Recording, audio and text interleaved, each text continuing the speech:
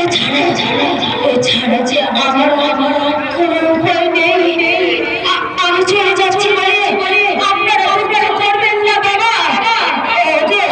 তুমি আমাকে ভুলে যাও। এবার থেকে ভুলে গিয়ে তুমি বলবে সুখে ঘর করো। আপনাদের সকলের কাছে আমার একটাই অনুরোধ, কেউ যেন একদমই আমারই ভক্তি বলবেন না। শহর থেকে